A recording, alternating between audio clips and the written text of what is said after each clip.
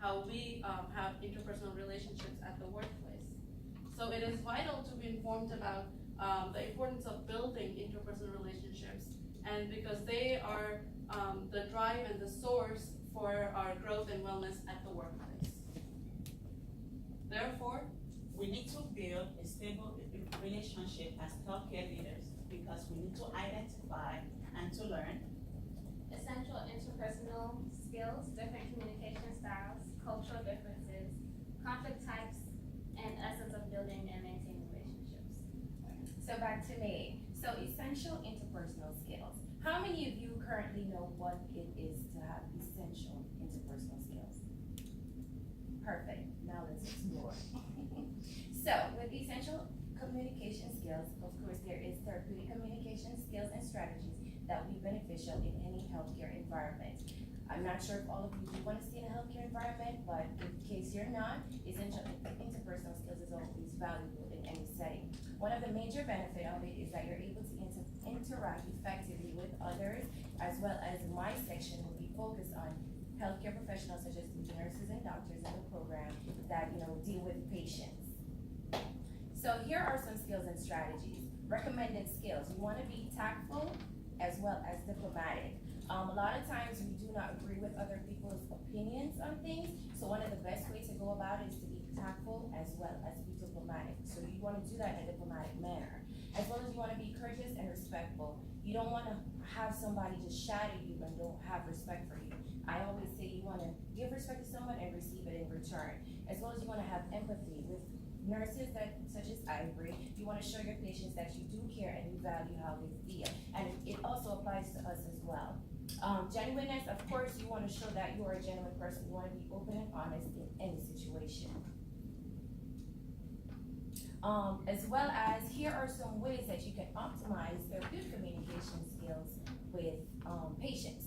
You want to remain silent so the patient, of course, can talk to you and feel comfortable speaking with you. You want to remain non-judgmental, and this one I'm going to take it out of the patient's box and say it with everyone. We don't want people to judge us before even communicating with us, so you want to remain non-judgmental.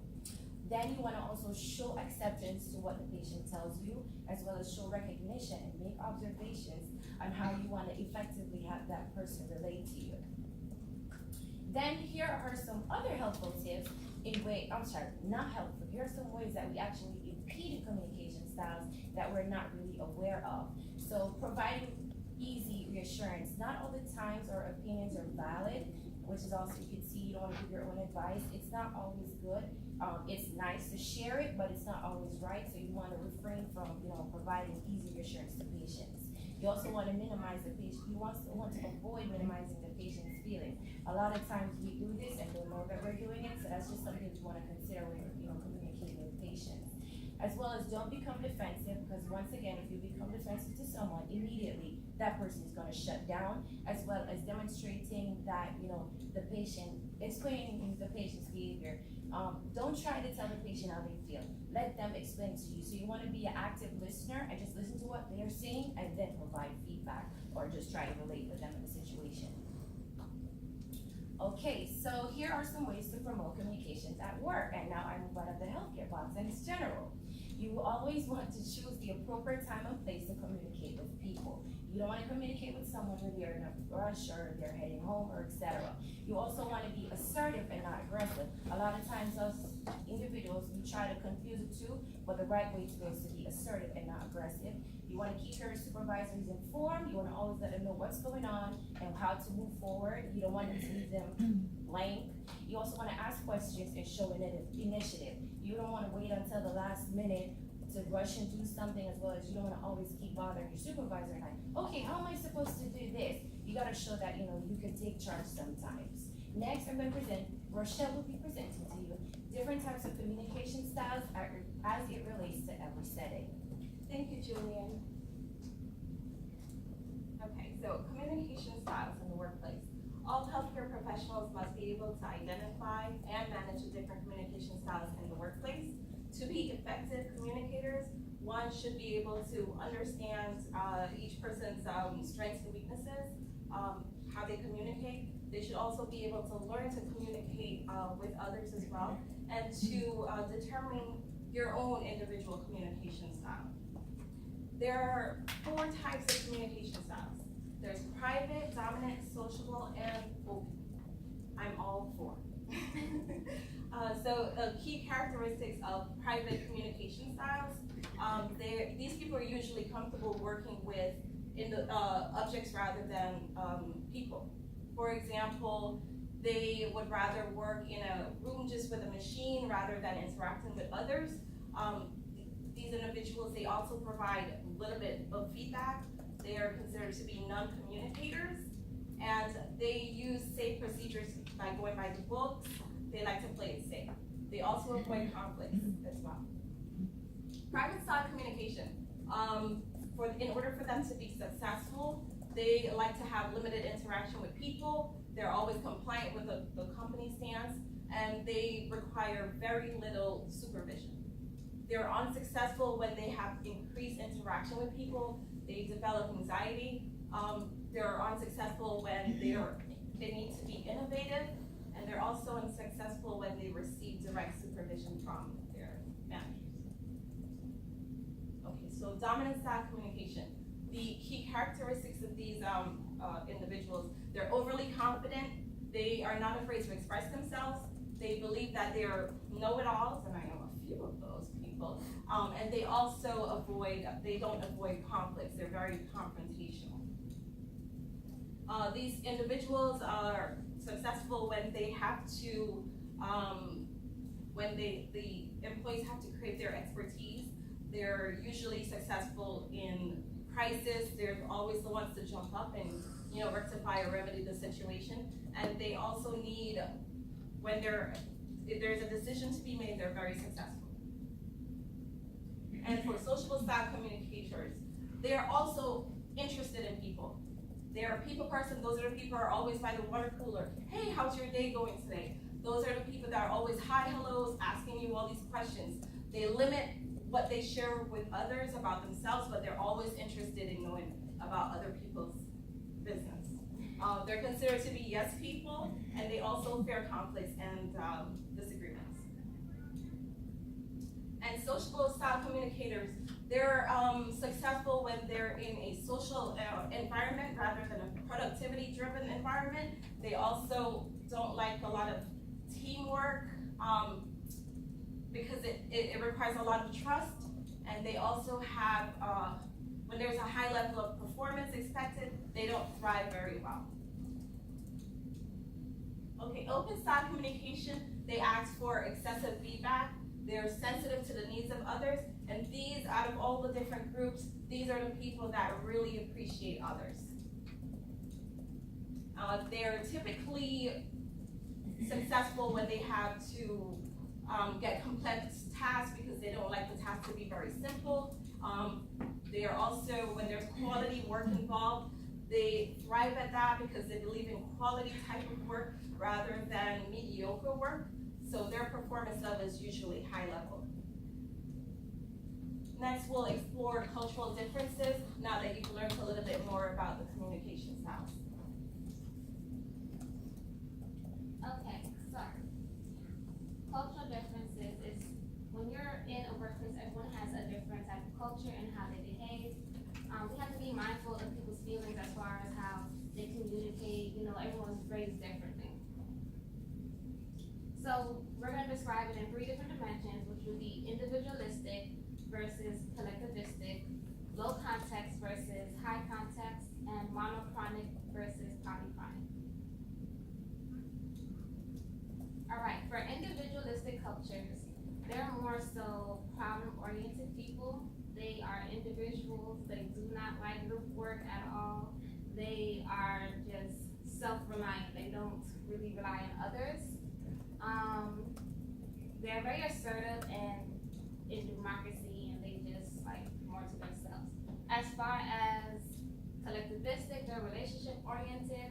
They love friendships. They love building team skills and stuff.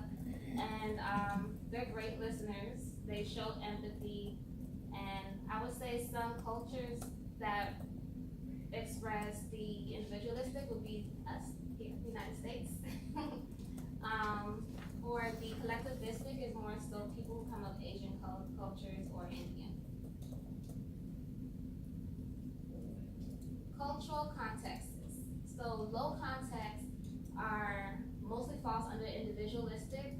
They're very direct and explicit. They have a high reliance on written communication. They don't do verbal. They love details. They want to see it right there. They value independence over control. They don't really like to be controlled and be told what to do. And high context falls under the collectivistic cultures. They're brief, they're indirect. It's hard for them to take a direct no. It's something that they'll feel offended by, so be mindful of when you are dealing with other people of other culture, how you express yourself to them. Low reliance on written communication, like they don't do words, they love to hear you actually just say what is it that needs to be done, and they rather do it with other people. Also, they value tradition and social rules. They don't like to step out of the boundary. Monochronic versus polychronic. So M-type, monochronic, also falls under the individualistic culture. They value schedules and appointments, and they love saving time. They're never really late. As far as the polychronic would fall under the collectivistic, they're normally late people because they're always socializing and within groups, and they don't really view time as they view time as a flexible matter. They don't see that everything needs to be rushed. They're normally doing 10 different things all at once because they have one thing here, one thing there. They're just all over the place. For the monochronic, they only can do one task at a time. They don't do well with being told what to do with too many things. It's overwhelming for them. And now that we learned about cultural differences, we're gonna move on to conflict styles and outcomes. Aisha. Thank you. So conflict styles and outcomes. So workplace conflict, what is a conflict? Anybody? It's basically when two people have different views, it creates a conflict. So workplace conflict can deepen or damage our interpersonal relationships if we don't have any understanding of what types of conflicts there are, what are the strategies to solve that conflict and the outcomes for it. So if we learn about the types and the management strategies, it enables us to become better conflict negotiators. So there are two types of conflict. One is A-type, which is affective, and C-type, which is cognitive. A-type is all relationship conflict. It's really based on all emotions, like you don't know anything or you have no good ideas. It creates anger and defensiveness. This is usually in teams that have low trust or short-term teams where they didn't have time to build their teamwork skills. And the conflict for A-type is spent on emotions, like I mentioned before. C-type conflict is task-oriented. It creates satisfaction, and it's actually a better type of conflict for increasing productivity. They have open debates and disagreements. In A-type, the feedback mechanism is evaluative, which is judgmental and accusatory. So just like I mentioned before, this is where you might get a feedback saying, oh, do you have any better ideas than this? You never have good ideas, or you have no compassion for people in wheelchairs. However, in C-type feedback conflict mechanism, it's more objective and honest. So people would be like, in a form of question, they would ask, do you have any other suggestions for people in wheelchairs, rather than saying you have no compassion for people in wheelchairs. And A-type feedback mechanisms, disagreement becomes personal because it's all emotional based. In C-type, it's task based, so it supports facts and solutions. And in the textbook, it had said that C-type, the idea is that it's focused on your ideas, not the person. So it's all idea based. Next is the management strategies that we have. How do we handle conflict? Conflict is handled by with a concern for self versus others. So self is assertiveness and others is cooperation. There are 5 types of management strategies. The first one, avoiding. They have low, they have low cooperation and low assertiveness, so they have less concern for both, and they would like to avoid all types of conflict. They don't want to be in a conflict. Next is accommodating. These are people who like harmony and peace in conflicts. So So they put their others' concern first rather than their own self-concern. Then in the middle stance are the compromising people. They would just like to find compromises instead of fighting for their own values. The next is competing. Competing people are the ones who think that it's a power issue. They want to get their ideas across, and they're not willing to compromise at all. And collaborating are the best management strategy style, which we're going to discuss in the next one. So the most productive and satisfying strategy is collaboration, where these people clarify their situations, they brainstorm ideas with the whole group, and they identify the solution. So they reach a better consensus, and which leads to the 3 types of outcomes for these management strategies. First is win-win. I know Dr. C yesterday said there is no win-win. In this conflict styles, win-win doesn't mean that both parties are winning. It's just that they found a solution which was beneficial to both parties. Next is win-lose, where one person, the competing type of management strategy, they want to win. It's a issue of power, and or you could vote and get to this outcome for win or lose. And the next one is lose-lose, where most like the accommodating people and the compromise people who manage conflict with compromising and accommodation styles get to lose-lose, which is not really a lose and lose. It's just that there was no solution for both parties to satisfy both parties. As we talked about the communication styles, the cultural differences, and the interpersonal skills, now we need to learn how to build and maintain them, which are going to be discussed by BJ. Thank you, Ishmael. Why do we need all these skills that we talked about? What is in this for me, for you? We all need to relate to each other. When we came to this school, they asked us, or they brought us to the field, we went to do some exercise, and they want us to get to know each other. They want us to establish the relationship. How do you want to build and maintain that relationship? That is where we are, and that is what we are going to discuss today. So it's very important with all the skills that we have learned to identify the different interpersonal relationship, to understand the major keys to a relationship, and to also recognize what is the role of this, a relationship in a workplace. Relationship, it cannot just be me. It's not just self. It's a two-way. You and I, you and others. It has to be you, your co-workers, the superiors at work, the customers, and others. It will be a colleague, it will be a vendor, it will be anybody at work. We need to have the relationship. So let's look at what are the keys that we need to be able to build and maintain a relationship. It will be used in a workplace, it will be used in a personal life, it will be used in a social environment, and it could be used anywhere. So all these skills that I have to talk about, you can also use it anywhere that you establish a relationship. You need to establish clear expectation. Every time that you go into a relationship, do not let the other person have to guess what is it that they need to do. Let it be clear. If it is a professional relationship, do not let them guess, oh, what does she need? What do I need? Set the tone. Let everybody be clear. It must be a balanced type of relationship. It has to be a balanced type, and because it's a give and take. You don't want to give too much and the other one gives too less. It has to be all balanced and to have an healthy, a relationship. You want to also have a mutual trust and respect. We always say, you give the respect and you will get the respect back. In real life, it might not be, but what you expect or what you give to people, they have a tendency to also give it back to you. You also want to provide a feedback. If you have to go to a relationship, whether a personal one or at a workplace, if you don't give me a feedback of, am I doing well or not?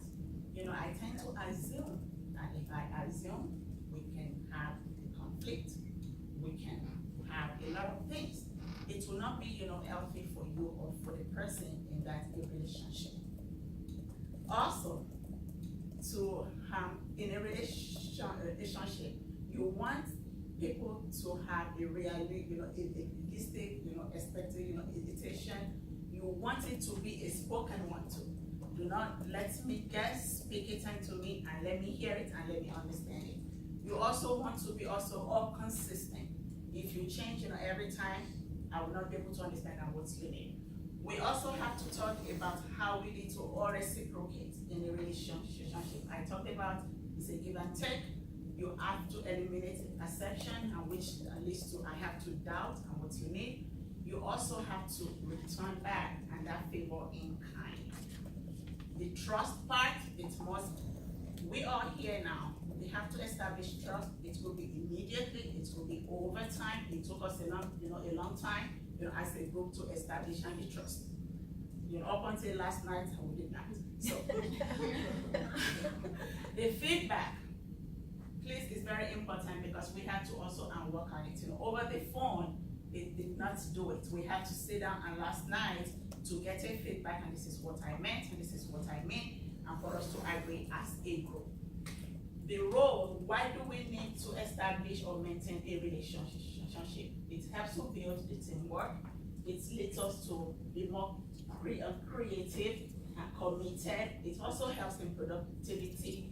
It helps us to have a job, is satisfied, in action, and overall, it helps us to live in healthy state. Okay, let's conclude it. Get your phones out, get your phones out.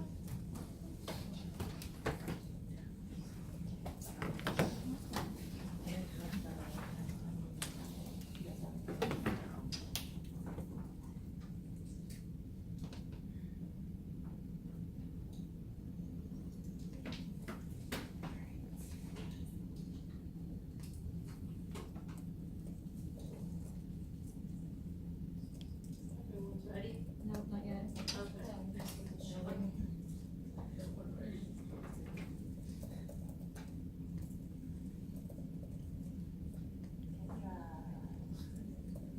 Bam Bam, JD.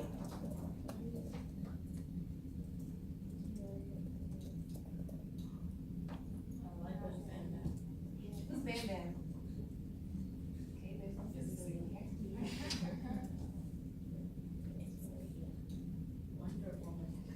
Kahoot Pro, who is that? Okay, is everyone ready?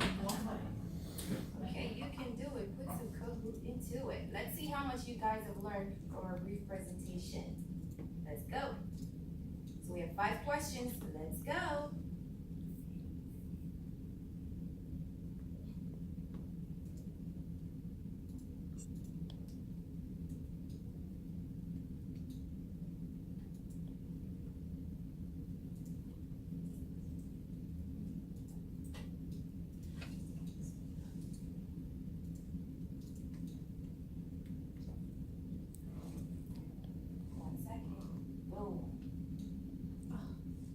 Who got it right?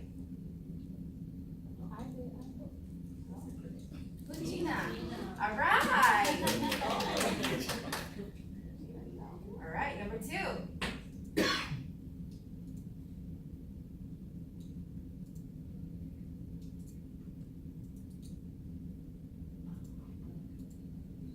Come on, we have a prize for you.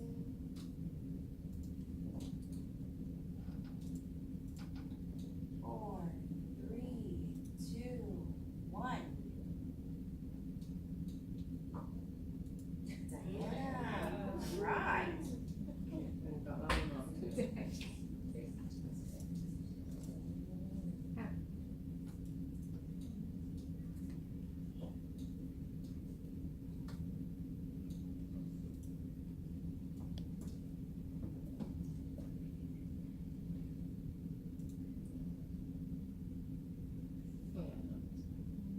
Okay, that's a different name. Yeah. Congrats.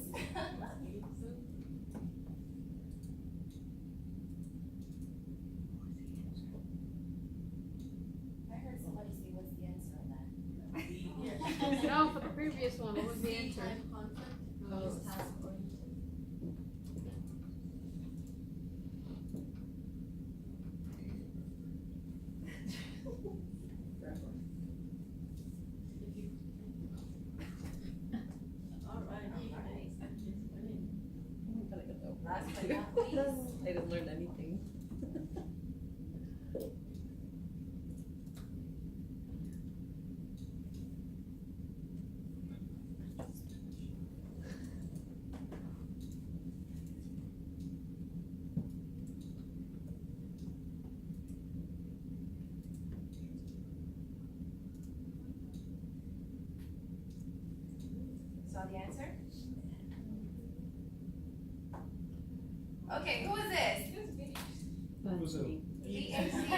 Brenda. Brenda, all right, Brenda, I got you. Good job, Brenda.